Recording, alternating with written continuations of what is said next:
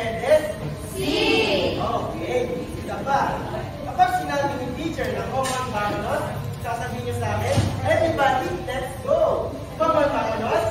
Everybody, let's go! Okay. At last na.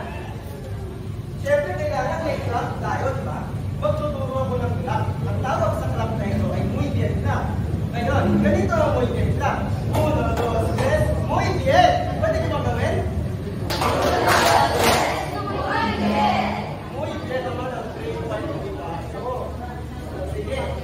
Patuloy tayo sa mga alin-tuloy sa klase.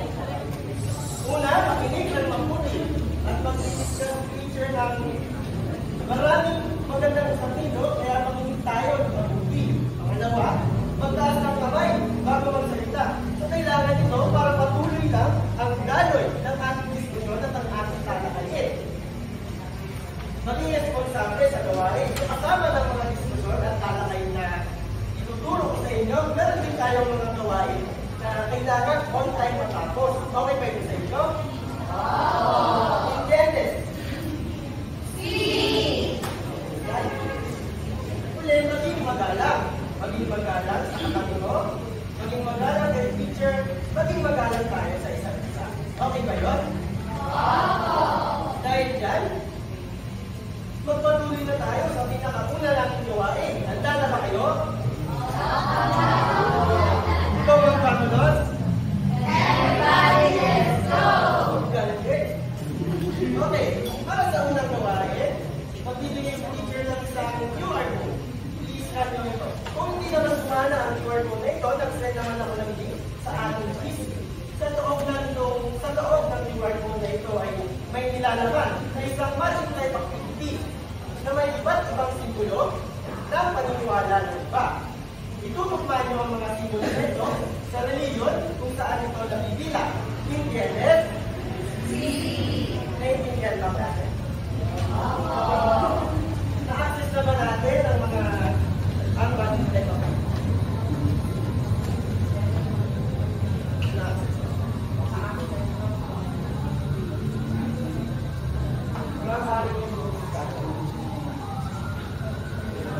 Ayan.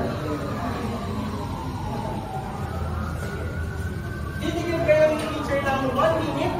Teacher, wala ako. Bawal ako. Kung walang cellphone, meron tayong activity, magic type activity rin na sasagutin natin bilang klase dito sa pagkatapos. Okay na ba yun? Sige, pwede na tayo magsimula sa magic type activity sa cellphone. Bibigyan ko kayo ng 1 minuto lang.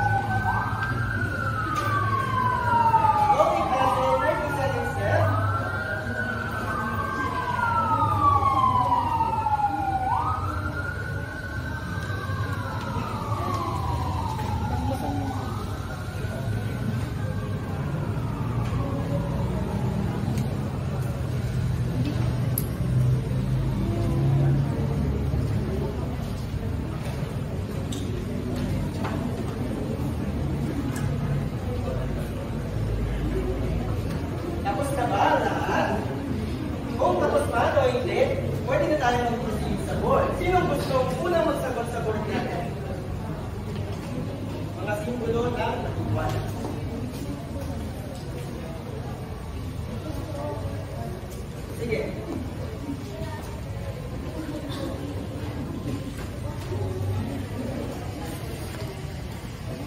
Nandito ang mga simbolo natin. Kumuha ka ng isa. Ayan. Ano ang gusto mo?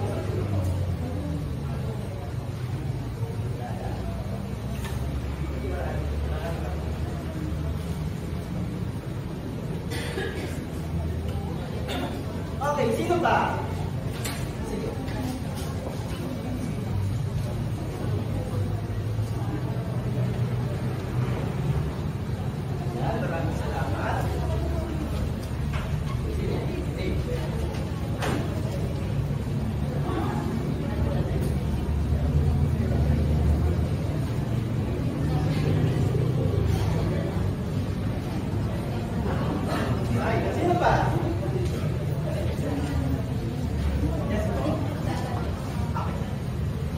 Pagkatapos i-test, maaari.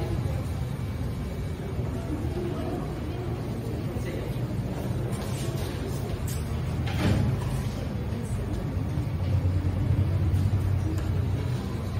Sino pa? Sige. Ang nanguhuling simbolo.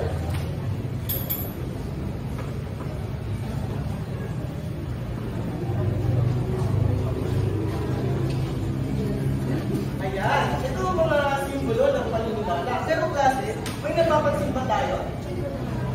Ano ang napapansin nyo? May mali. Alin ang mali dito? Sino pwede magsabi sa akin?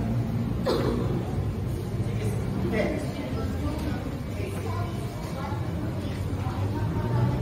Magkagaling. Magkagaling. Maraming salamat.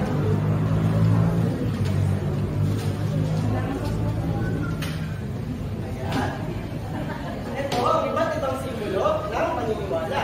Ganyan sa Taoismo, Cruz sa Kristyanismo, Om sa Hinduismo, Mandala sa Budismo, Star of David sa Judaismo, at Moon and Star sa Islam. Huwag kayong mag-alala kanya. I-discuss pa natin ito sa ating talakayan mamaya. Ngayon, alin sa mga simbolo dito ang pinakamadali ninyong kakilala o ang pinakapamilyar sa inyo? Sige, Joy. Gusto mo ba ang sasawa? Ayan. Sige. Ana.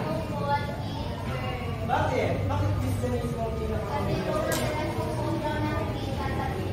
Madalas nakikita sa simbahan. O ngayon, ano naman ang napansin niyo mga pagkakaiba ng mga simbolo na dito?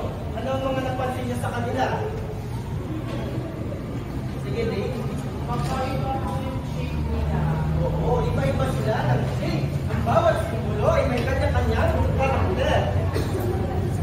Paano niyo naman nalaman na ang isang simbolo ay nabibilang sa isang reliyon?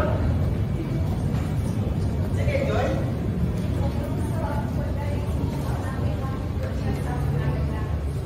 Okay, mabuti ang galing. Maraming salamat sa pagpartisipa sa ating Valentine activity.